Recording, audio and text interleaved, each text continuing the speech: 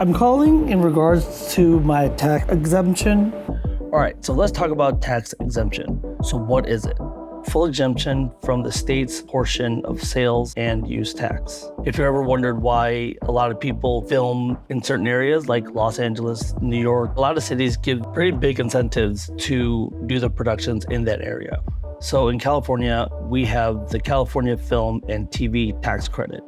Well, once you submit your tax exemption form, it is processed within 1 to 2 business days, and any order that you place, the tax should have been removed.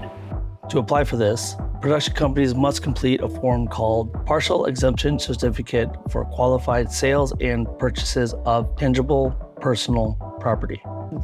They should have made an easier type. The form is called California Form BOE-230-M. So that's the form you're gonna fill out.